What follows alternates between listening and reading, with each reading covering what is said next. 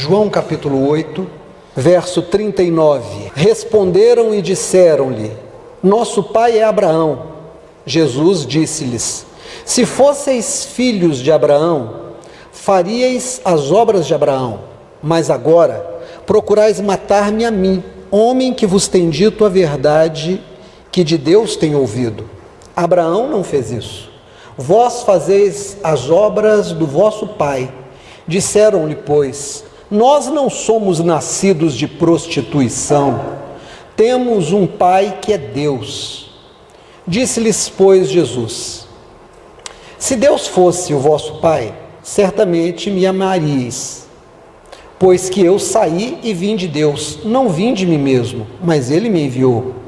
Por que não entendeis a minha linguagem? Por que não poderdes ouvir a minha palavra? Vós tendes por pai o diabo, e quereis satisfazer os desejos de vosso pai. Ele foi homicida desde o princípio e não se firmou na verdade, porque não há verdade nele.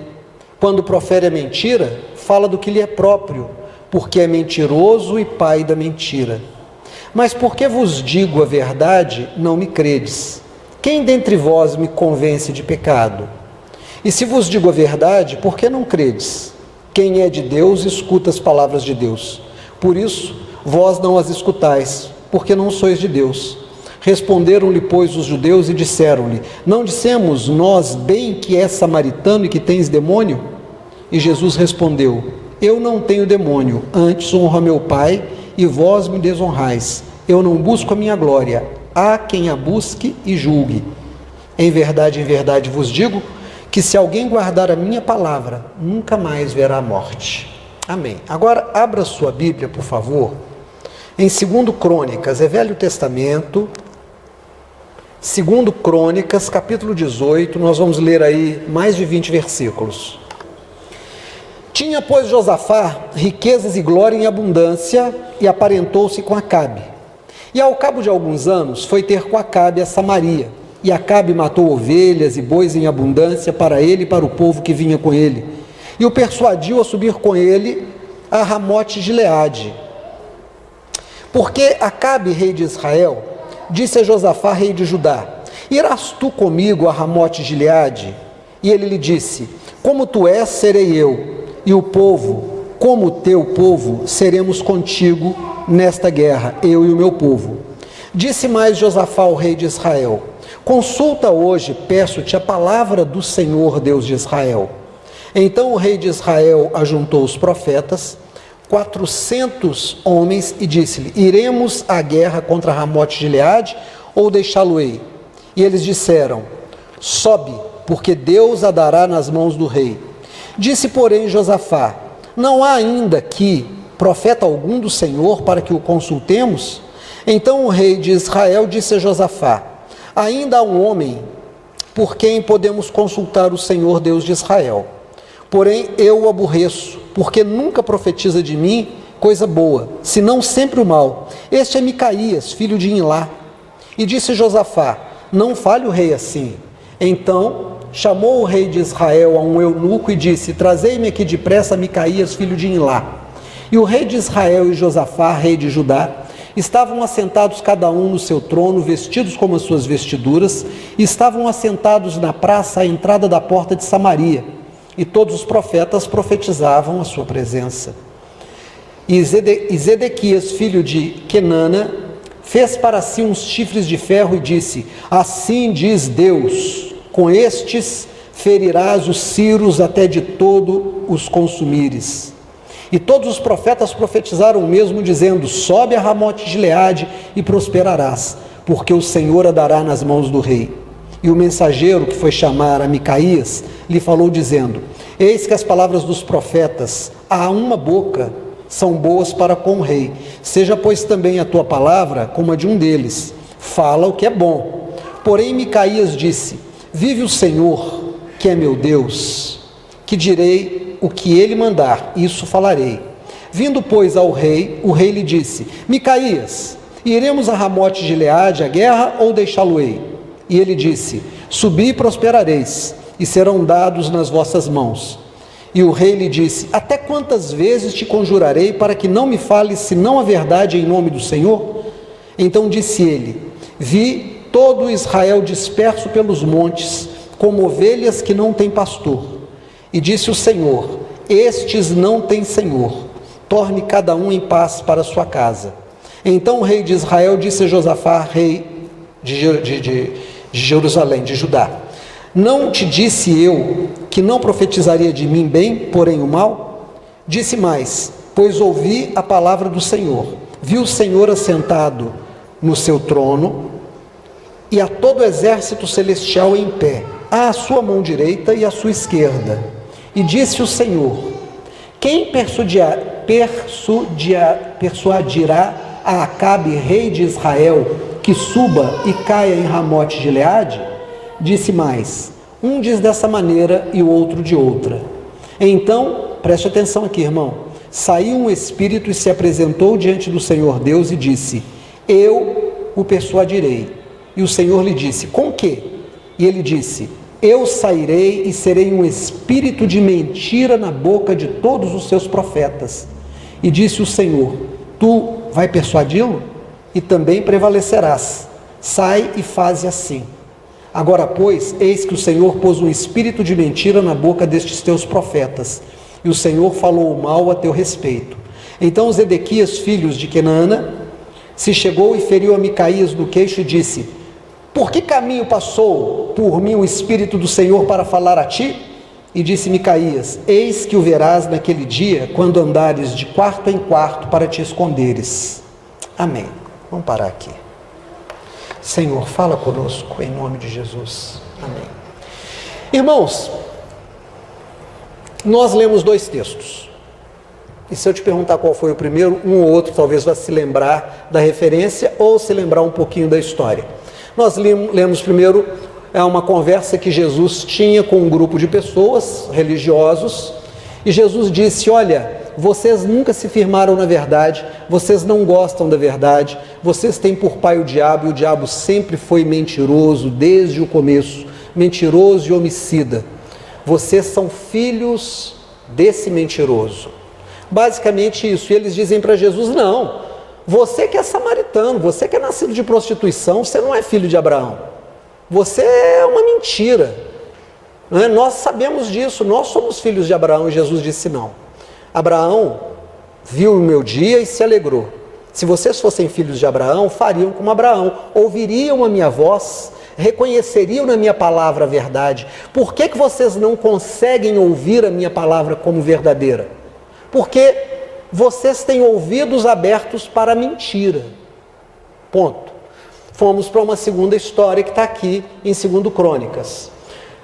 Israel era formado por 12 tribos. 12 tribos, 12 filhos de Jacó. Na verdade, 10, 2 de José, que Jacó toma como filhos dele. Então, 12 filhos de Jacó, cada um deles gerou um grupo de pessoas, esse grupo foi crescendo, virou uma tribo. As 12 tribos se tornaram a nação de Israel. Mas em algum momento da história, eles se dividem. 10 tribos ficam de um lado, 2 ficam do outro. As 2 se chamaram Reino de Judá, tinham por capital Jerusalém. As 10 continuaram com o nome de Israel e tomaram como capital Samaria. Bom, cada um desses 2 reinos agora são, na verdade, independentes, eles não são mais uma nação, são 2 nações naquele momento histórico. Josafá, rei de uma, e Acabe, rei da outra. Josafá de Judá, Acabe, rei de Israel. A animosidade que os separou acabou com o tempo. E um dia, Josafá, rei de Judá, que ainda acreditava no culto a Jeová Deus de Israel, vai visitar Josafá. Josafá vai visitar Acabe. Josafá vai até Acabe. E Acabe está para ir à guerra contra os sírios. E aí ele pergunta para Josafá: olha, eu vou subir para a guerra. Isso no meio de um churrascão. A Bíblia diz que ele matou ovelhas, matou bois para a comitiva de Josafá. No meio daquele churrasco, bebendo vinho, todo mundo alegre, ele faz essa pergunta: olha, eu estou indo para a guerra, e se vocês forem comigo, meu exército vai ser muito mais forte. Vocês vão subir comigo? O rei Josafá já estava com a birita na cabeça. Gente, eu vou te falar uma coisa. Quem bebe normalmente faz bobagem, porque os critérios caem. Quem bebe briga, xinga, desafia, compra o que não deve, gasta o que não tem, faz promessas que não podia fazer. A bebida não é uma coisa boa quando ela sai do controle. Nenhum problema que alguém goste de beber alguma coisinha, mas nunca pode sair de controle. A Bíblia diz para nós que a embriaguez é pecado. Beber não é pecado, se embriagar é pecado. Tem gente que diz, eu tomo um copo, fico naquele copo, tá ótimo. Tem gente que toma 2 e vira um capeta. Tem gente que toma 3, faz xixi na roupa, cocô na roupa, briga, dana, ri, quer pegar nos outros, quer beijar todo mundo. Outro cai no chão e apaga. Então, a Bíblia diz que se embriagar é pecado. Josafá já estava meio alto. E aí ele faz uma promessa ruim, ele fala, como um só povo nós subiremos, o teu povo e o meu vai ser um povo só. Gente, a guerra não era dele, o problema não era dele. Que esse homem ia caçar a guerra dos outros? Mas ele tinha tomado umas. E aí quando o efeito da bebida vai passando, ele vê a caca que ele tinha feito, a bobagem que ele tinha feito, e não dava para voltar atrás. Vocês conhecem o ditado? Pastor, o senhor deve conhecer, que diz que palavra de rei não volta atrás, né? Ele não podia voltar atrás, mas ele pensou numa coisa: eu não pedi autorização ao Senhor, eu vou consultar a Deus. E ele vira para o rei Acabe e diz assim, aqui no reino de Israel, tem algum profeta do Senhor Deus de Israel? O Acabe diz, aqui tem 400 profetas. Chama os 400 profetas. Tinha um lá que tinha fundido uns chifres de ferro e ficava com aquela aparência dos sacerdotes que a gente vê nas séries da Record. E aí eles fazem lá, esse cara era um sumo sacerdote, faz lá um ritual e diz, Deus me manda dizer, podem subir porque os sírios vão cair na sua mão, em Ramote de Gileade, pode subir porque Deus vai dar a vitória para vocês. O rei de Judá, Josafá, falou assim, profeta do Deus de Israel não usa chifre. Irmão, presta atenção no que eu estou te falando. Não dá para ter chifre no meio do povo de Deus. Não dá. Quando aquele homem apareceu para profetizar com o chifre, o rei de Judá, Josafá, disse, isso não é de Deus. E aí ele vira para o rei Acabe e diz, olha, está tudo muito bem, mas esses profetas não me convenceram. Tem algum profeta no reino de Israel que ainda tema o Deus de nossos pais? Aí falou, tem um, mas eu não gosto daquele cara, porque toda vez que ele profetiza para mim, ele profetiza só coisa ruim. Gente, vocês já repararam como é que a gente gosta que Deus nos dê palavras boas? Deus vai te dar prosperidade, Deus vai te dar saúde, Deus vai te dar casa, Deus vai te fazer cada vez mais forte, Deus vai te dar um marido segundo o coração dele, uma mulher maravilhosa, filhos maravilhosos. Mas o dia que Deus vem e puxa a sua orelha e diz, olha, você está vagabundeando na fé, você não está firme, a doença vai te pegar, você não vai prosperar, esse caminho que você pegou é um caminho de morte, a gente diz, eu não gosto dessa palavra, o culto hoje não foi bom, porque o pastor não me deu aquela palavra que eu queria ouvir. O rei Acabe, ele era assim. Ele diz, olha, sabe por que eu acabei com os profetas do Deus dos nossos pais? Porque eles não profetizavam nada bom de mim, eu fui matando todo mundo, o que sobrou agora é esse aí, e ele já está na minha lista, mas só tem ele. Aí chama o cara lá, mandou um eunuco, o eunuco era um oficial, né, um homem castrado, porque trabalhava junto com a rainha, para evitar o chifre que estava na cabeça do sacerdote, o rei mandou castrar aquele alto oficial. E aí o oficial chama esse profeta e diz, olha, eu vou te falar uma coisa, o rei Acabe já matou todos os profetas do Senhor Deus Jeová, porque eles profetizaram coisas ruins para ele. Eu vou te dar um conselho, mais do que um conselho, eu vou te dar uma ordem. Irmão, presta atenção nisso aqui.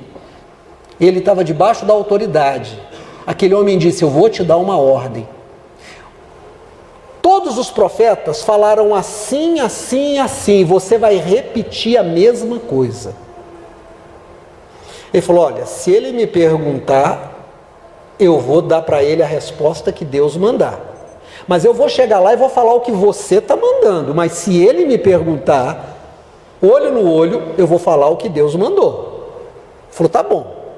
Aí chega lá o profeta e o rei pergunta para ele: olha aqui, nós estamos com uma questão. Nós estamos querendo subir a guerra, Ramote Gileade, e queremos saber se Deus vai nos dar a vitória. Aí ele repetiu a história que o oficial tinha contado para ele: pode subir, porque assim dizem os profetas, e Deus por eles, de que ele vai te dar a vitória. O rei Acabe já conhecia aquela figura e disse assim: vem cá, você nunca profetizou coisa boa a meu respeito, agora é olho no olho, fala para mim, não minta. Ele disse: eu não vou mentir, eu vi o céu aberto e o trono de Deus, eu vi do lado direito e do lado esquerdo, eu vi todos os seres espirituais. E Deus disse: como é que nós vamos enganar o rei Acabe para que ele perca essa batalha?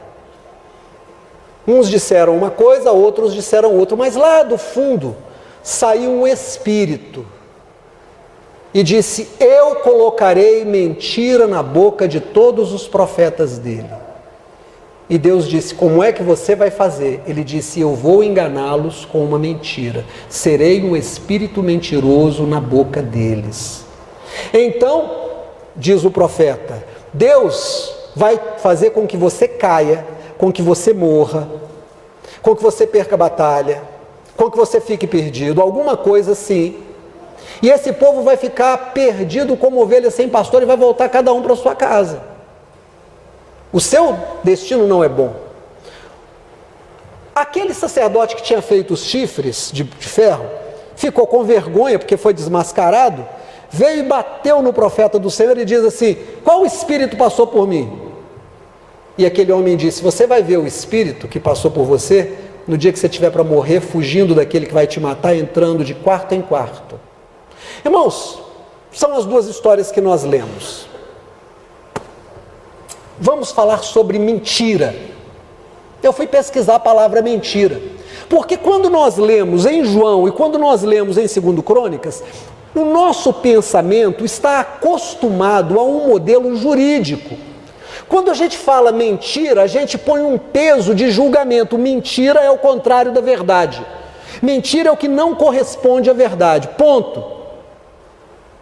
Mas não é essa a imagem nesses dois textos. A imagem nesses dois textos é, no lugar de mentira, coloque ilusão. Jesus disse para aqueles homens: vocês não são filhos do Deus da verdade, vocês são filhos do Deus da ilusão. O diabo sempre foi o mestre das ilusões. Vocês estão acostumados a acreditar na ilusão como se verdade fosse. Vocês nunca gostaram da verdade, vocês gostam da ilusão. A ilusão para vocês é o suficiente. Quando os profetas do rei Acabe profetizam para ele, não é uma mentira do ponto de vista jurídico, eles estavam transgredindo uma norma mentindo, não, eles estavam dando para ele uma ilusão: sobe, você vai ser vitorioso, sobe, você vai fazer uma grande empreitada, sobe lá e luta, você vai voltar com essa vitória, você vai ter o seu nome escrito na história. E ele começou a comprar aquela história da ilusão. Como que nós ainda gostamos das ilusões, nós não gostamos da verdade? A grande questão que se coloca é que algumas pessoas chegam e fazem a seguinte pergunta para os evangélicos e normalmente para os pastores, se é costume que você vai ouvir isso se já não ouviu: por que Deus não destrói logo o diabo e acaba com o mal na terra? Por que Deus não acaba logo com o diabo e deixa só a verdade na terra? Deus não tem poder para acabar com o diabo? Por que Deus não acaba com o diabo? Irmãos, não há nada no universo que não tenha propósito. A palavra propósito significa posto para alguma coisa. O diabo ele tem uma função na existência. Jesus, quando diz eu sou o caminho, a verdade e a vida, troque a palavra verdade pela palavra realidade. Jesus é a realidade, o diabo é a ilusão. A ilusão nos tira do caminho da realidade. Dia desse, uma senhora, mãe de uma pessoa aqui da igreja, foi para o hospital com sintomas sérios, água nos pulmões e outras coisas. E não acharam nada, fizeram uma bateria de exames e descobriram uma massa no útero, muito provavelmente um câncer. E esse tipo de câncer, né, se constatado sendo, explicaria água nos pulmões. Aquela senhora, ela se recusou a fazer a biópsia.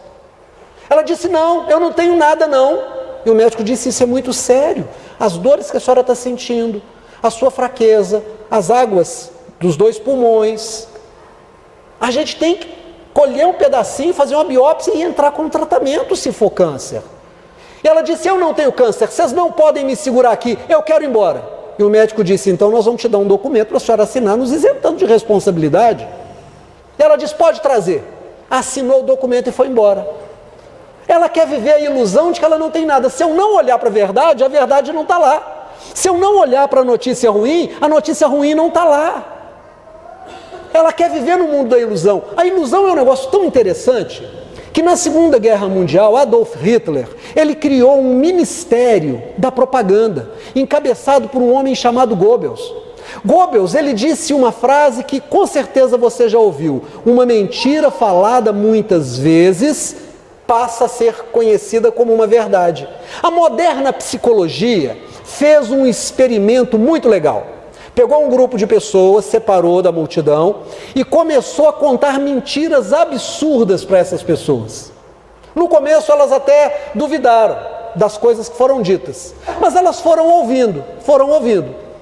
Terminou o período, eles foram mandados embora para casa. Depois de um tempo eles foram chamados e aquelas mesmas mentiras foram contadas, mas de uma outra forma. Sabe o que aconteceu? Todas aquelas pessoas acreditaram como se fosse verdade. E aí a psicologia constatou que quando você ouve alguma coisa e depois de um tempo você ouve de novo, a sua memória te engana e diz assim, se eu já ouvi isso antes e eu estou ouvindo de novo é porque isso é verdade. E você passa a viver de ilusão. Você quer ver as ilusões? Eu vou pegar aqui um exemplo. Por que que você está usando uma camisa escrito Nike? Por que você compra? O outro está lá com Just Do It, o outro está lá com Germany Polo Wear. Não sei nem se é assim que pronuncia, porque mal eu falo português, imagine tentar falar um inglês. Por que que a gente se transforma em outdoor andante? Porque é um outdoor andante, né? A gente bota ali uma camisa escrita, uma blusa, não é nenhuma crítica, eu também tenho, eu vou te falar por quê. Porque nós nos acostumamos com a ideia de que nós tomamos emprestado um pouquinho do espírito da marca. Se eu estou calçando um Adidas, eu tenho um espírito esportivo. Se eu estou usando uma calça da Nike, eu também sou esportivo, da Puma. A propaganda, ela descobriu isso e ela nos dá uma ilusão. Você quer ver outra ilusão?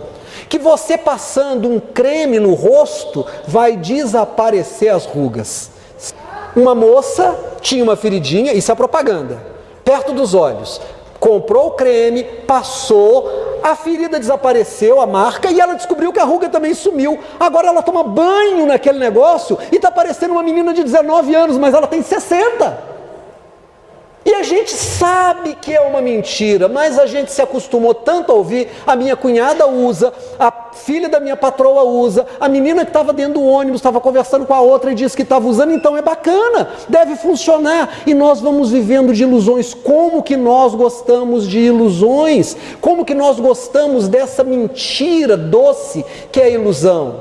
E nós vamos vivendo de ilusões. Vocês querem ver como é que a gente gosta? Quem é bom de história aqui? Não é história com H, não. Eu vou contar para vocês uma história. Houve uma mulher muito bonita, mas muito bonita. Ela era realmente muito linda, ela tinha um corpo perfeito, um cabelo perfeito, uma boca perfeita, ela tinha um nariz perfeito, a pele dela parecia um pêssego assim, ela era linda.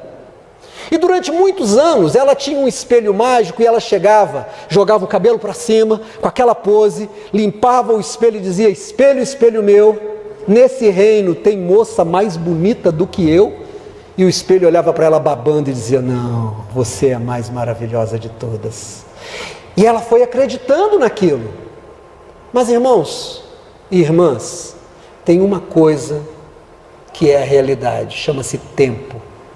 O tempo, como diz o Alceu Valença, né? Aliás, a solidão, ele diz, é prima irmã do tempo. Então o tempo é primo irmão da solidão. Quando você é muito bonita, você é jovem, os rapazes ficam atrás de você. Depois que você fica velha, velho, homem velho, as moças não querem nada com você. Os rapazes não querem nada com você. Quando você tem dinheiro, todo mundo quer ficar do seu lado. Quando você não tem dinheiro, ninguém quer ficar do seu lado. E quando os anos foram passando, aquela rainha, ela chegou no espelho e disse: espelho, espelho meu. E o espelho dessa vez não respondeu rápido, ficou: diz, fala, o que você quer? Ela já sentiu estranho, porque o espelho sempre babava para falar com ela. Dessa vez não, o espelho falou: o que você quer? Ela disse: ó, o que eu quero? Tem alguma mulher mais bonita do que eu nesse reino? E o espelho diz: tem sim, sua enteada, Branca de Neve, muito mais bonita que você. Irmãos, ela ficou pálida, mais branca do que a Branca de Neve. Depois ela ficou com muita raiva. E ela disse: eu perdi o meu lugar. Ela saiu do mundo da ilusão. E ela queria voltar para o mundo da ilusão. E o que ela fez? Ela mandou matar. Chamou um caçador e disse: leva essa adolescente, essa jovenzinha, mata, traz o coração dela para mim. Traz o coração dela para mim. E o caçador sai e leva. E vocês já sabem o resto da história, né? Não matou a Branca de Neve, matou um bichinho, pegou o coração, trouxe, entregou para ela, ela acreditou. Depois de um tempo, ela descobre que a Branca de Neve estava viva. E aí ela arruma lá uma maçã enfeitiçada, cheia de veneno, e leva lá para que ela coma e morra. Bom, o fato é que a história, ela não sai do nada. Nenhuma história é criada do nada, nenhuma historinha é criada do nada. O Saci Pererê tem uma base na vivência do povo brasileiro. A mula sem cabeça tem uma base na vivência do povo brasileiro. A história da Branca de Neve tem uma base no inconsciente coletivo da humanidade. O que é que está em jogo nessa história? A verdade de que o tempo é a realidade. O tempo leva tudo, o tempo leva a nossa força, o tempo leva a nossa beleza, o tempo leva nosso dinheiro, o tempo leva as nossas pessoas amadas. O tempo é implacável, não dá para segurar o tempo, mas nós queremos viver a ilusão, nós escolhemos a ilusão. Não, eu vou ser sempre sadio, não, eu vou ter sempre dinheiro, não, eu vou ser sempre jovem, eu quero sempre viver a ilusão. Vem Jesus e diz assim: para! Sabe por que Deus não destrói o diabo, como perguntam para o pastor Ademir, como perguntam para o pastor Zé? Sabe por quê? Porque o diabo é o pai das ilusões. Deus é o Deus criador, o diabo é o destruidor e Jesus é o restaurador. Para que eu conheça a restauração é preciso que haja a ilusão, eu preciso sair do mundo da ilusão, e aí entra o livre-arbítrio. O livre-arbítrio é o direito que eu e você temos de fazer as nossas escolhas. Você pode fazer como aquela senhora lá no hospital de Contagem e dizer assim: eu não tenho nada, meu útero está limpinho, e o médico diz: mas nós temos aqui um resultado de exame, tem uma massa aí dentro, está aqui, ó. Ela disse: não olho, não quero ver, não acredito nisso. Mas tem, eu quero ir embora desse hospital. Tem que fazer biópsia, eu não tenho nada. Irmãos, você pode escolher fazer isso. O médico deu para ela um papel, ela assinou, ela está vivendo o mundo da ilusão. Até o dia que aquela coisa resolveu matá-la. Você pode dizer assim: não, eu não preciso de Jesus. Que isso, eu sou forte. Hoje tem futebol, hoje é domingo, mas eu vou para o futebol. Não quero saber de igreja. Igreja, eu vou dar para Deus um pouquinho do meu tempo. Você acha que só morre gente velha? Você acha que toda vez que a gente sai de carro, o carro volta inteiro? Você acha que a gente tem dinheiro a vida inteira? Você acha que você nunca vai passar por uma dificuldade? No dia da dificuldade, você vai me buscar, você vai clamar por mim, eu vou te ouvir, eu vou me inclinar e vou te socorrer, eu vou tirar você do mar de lama e te colocar sobre a rocha. Foi isso que Jesus disse, mas ele disse para quem quando estava lá no Velho Testamento? Ele disse para o rei Davi, que dava tudo a Deus, não negava nada a Deus. Sabe qual é a ilusão? A ilusão é que nós podemos dizer para Deus assim: o Senhor fica aqui esperando, eu vou fazer as minhas coisas, eu vou viver a minha vida e eu vou dar para o Senhor um tempinho. A gente tem a ilusão de que Deus vai dizer assim: bacana, eu vou ficar aqui com os anjos e o dia que você tiver um tempinho para mim, bacana. Não é assim que funciona, irmãos. Não é assim que funciona. Como é que a gente namora? Eu acho que a maior parte das pessoas aqui já namorou, está namorando. Como é que é namoro? Namoro tem constância. Namoro, a gente abre mão de certas coisas que a gente faz para estar com o namorado, para estar com a namorada. O Lu começou a pedalar comigo. Isso a gente brinca muito com ele, não é nada a esconder, a gente brinca e fala muito com ele. Ele começou a pedalar, até o dia que ele arrumou uma namorada. Quênia, ele arrumou uma namorada. Sabe o que aconteceu? Entre a bicicleta e a namorada, quem que ele escolheu? A namorada, óbvio. Já tem uns 2 anos que a bicicleta, tadinha, está lá abandonada. Por quê? Porque ele deu prioridade. Ele está errado? Não, ele não está errado não, ele está certo. Está certo. Provavelmente essa namorada vai virar uma esposa. É um projeto. Vai casar?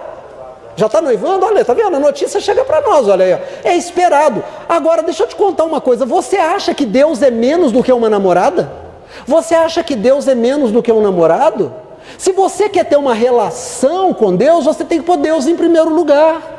Assim como ele largou a bicicleta por causa da namorada que está virando noiva e vai virar esposa, em nome de Jesus, eu quero que eles sejam muito felizes, eu amo os dois muito, eu acho que ele fez certo. Mas é certo que você abra mão das coisas que te afastam do Senhor, porque no dia da sua angústia, e a angústia chega para todo mundo, tem o dia que o filho da gente fica doente, tem o dia que a gente fica doente, tem o dia que a gente precisa que Deus nos ajude na vida financeira, tem o dia que a gente precisa que Deus nos socorra no momento do perigo, tem tanta coisa.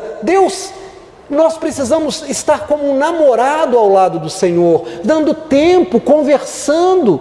Namorado senta, pega na mão, namorado chega, dá beijo, dá abraço, sai, namorado quer fazer as coisas juntos. Olha, vamos fazer um passeio, vamos lá para Macacos, vamos passar um final de semana lá, olha, vamos lá para Cabo Frio, vamos estar junto. Como é que você trata Deus na sua vida? Você inclui Deus nas suas viagens? Você inclui Deus no seu dia? Você inclui a presença do Senhor? Sabe, tem gente que fala assim: pastor, eu não sei como orar. Eu tenho uma oração que eu acho fantástica, a oração do silêncio. Eu digo: entre no silêncio de Deus. A Bíblia diz assim: calai diante do Senhor toda a terra, o Senhor está no seu santo templo. Tem hora que eu não tenho que falar nada, eu só tenho que estar na presença do Senhor, como aquele namorado ou aquela namorada que se achega um ao outro e não tem que falar nada, só tem que ficar ali quietinho. Você sente a presença do outro, o cheiro do outro, o batido do coração, o calor da pele. Quando você começa a amar a Deus, quando você começa a andar com o Senhor, você se achega ao Senhor. Pastor, eu não sei como orar, então não diga nada. Entra no teu quarto, fecha a porta, e o teu pai que está ali em secreto diz. A maior parte das traduções, eu prefiro dizer, e o teu pai que está ali em silêncio, vai ouvir a tua oração no silêncio. Você vai sentir a presença do Senhor.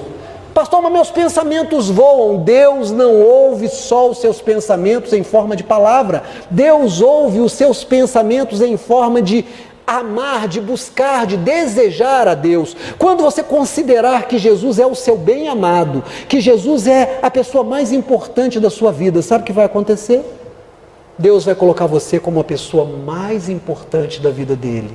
Se no dia que você tem que buscar o Senhor. É o dia do Senhor, é o dia do culto de quarta-feira, é o dia do culto de oração, é o dia de um trabalho porque você tem que fazer, é o dia de tirar o dízimo, é o dia de tomar a ceia. Você diz, não, hoje eu não posso porque eu tenho que ir lá na feira vender meu carro. Você está dizendo para Deus assim, o Senhor é menos importante do que o meu carro. Se você diz, chegou uma visita na minha casa, eu tenho que atender a minha visita. Você está dizendo, a visita é mais importante que o Senhor. Irmãos, amar a Deus e andar com Deus são a mesma coisa. Ama Deus quem anda com Deus. Já pensou um namorado que diz, não, eu amo muito a minha namorada, mas eu não vou lá não. Dia desse eu vi alguém perguntou para uma moça assim, escuta, e esse marido ausente que fica fora de casa a semana todo, o dia todo, quando chega em casa é rápido, sai, só dá uma resposta à esposa, né? Como é que resolve isso? E a pessoa que ouviu disse assim, ela tem que arrumar outro. Simples assim, ela vai arrumar outro, esse aí não é um bom marido. Esse marido é ruim, o marido não fica em casa, o marido não conversa, o marido não faz carinho, o marido não é presente. A presença dele fala mais da ausência dele do que a própria ausência. O que essa mulher tem que fazer? Arrumar outro. Foi a resposta que ela deu. Aí você, na presença de Deus, você não dá o seu melhor, você não ama o Senhor, você vive a ilusão de que os seus anos vão ser sempre de juventude. Vai ter futebol, vai ter natação, vai ter praia a vida inteira. A velhice chega. O que o diabo, o pai da mentira, aquele que Jesus falou, vocês não são filhos de Deus, do Deus da realidade, vocês estão no mundo das ilusões, vocês estão achando que a juventude vai ser para sempre, vocês estão achando que o dinheiro vai durar para sempre, vocês estão achando que as pessoas vão falar que gostam de vocês para sempre, vocês estão achando que a vida não traz os dias difíceis. Isso é ilusão. Vocês estão como aquele rei que queria que todos os profetas dissessem para ele só coisas boas, só ilusões. Não. Jesus é o Deus da realidade. O diabo não vai ser destruído porque ele é o pai da ilusão. O diabo vai fazer você acreditar. Ele vai falar no seu ouvido tantas vezes que Deus não liga se você faltar, que Deus não liga se você não for dizimista, que Deus não liga se você não perdoar, que Deus não liga se você não pedir perdão, que Deus não liga se você não mudar. Deixa eu te falar uma coisa, você não pode, eu não posso continuar sendo a pessoa que nós somos no passado. Hoje nós estudamos na escola dominical, lá no capítulo 4 da carta de Efésios, no verso 24, 25, que diz assim, despojai-vos do velho homem, tirem a roupagem do velho homem, se revistam de Cristo. Ou seja, entra no mundo da realidade. Qual que é a ilusão que o diabo quer fazer que eu acredite, que você acredite? Que nós não precisamos ser fiéis a Deus hoje, que nós podemos dar para Deus só um pouquinho, só o que resta, só o que sobra. Deixa eu te contar uma coisa em nome de Jesus. Eu não aceito viver só de sobra. Às vezes a gente pega a sobra de alguma coisa. Todo mundo às vezes pega a sobra de alguma coisa, né? Quem é que faz almoço? Quem é que passa pelo jantar de Natal? Quem é que normalmente todo ano faz jantar de Natal? Passagem de ano. Aí quando está indo embora, não é normal as pessoas falam assim, olha, sobrou muita coisa, leva um pouquinho para você almoçar amanhã? É ou não é? Mas você come sobra o ano inteiro? Não, você come sobra do Natal, você come sobra do Ano Novo, de uma festa de aniversário, sobrou muita coisa, leva um pouquinho. Deus é Deus. É o Senhor que te deu a vida, é o Senhor que te dá um tempo. E Ele diz para você assim, olha, não se iluda. Se você for atrás das ilusões, no dia que a ilusão passar, você vai ficar igual desamparado da força que tinha. O rei Davi, para a gente terminar, ele diz assim, sou fraco e necessitado, porém o Senhor Deus cuida de mim. Eu amo essa expressão dele. Porque dos olhos humanos, ele era rei, tinha exército, tinha mulheres, tinha filhos, tinha dinheiro, tinha tesouros, mas isso era só ilusão. Davi, ele recusava a ilusão, ele dizia, não, eu continuo fraco e necessitado, quem cuida de mim é o Senhor. E aí ele vira para Deus, irmãos, e faz uma declaração de amor muito linda. Namorado faz declaração de amor para namorada, sim ou não? Se a gente tem que dizer eu te amo para a pessoa que está conosco, a gente tem que dizer para Deus que ama Deus, isso é adoração. O rei Davi, ele quer dizer para Deus que ele ama muito o Senhor. Sabe o que ele diz para o Senhor? Ele diz assim: eu não tenho nenhum bem, nem na terra e nem no céu, que não seja o Senhor. O Senhor é o meu bem, o Senhor é o meu amor, o Senhor é a minha razão, é a minha comida, é o meu ar. Eu posso perder tudo, eu só não posso perder o Senhor. Eu preciso ter o Senhor na minha vida. Amém, irmãos? Vamos ficar de pé em nome de Jesus?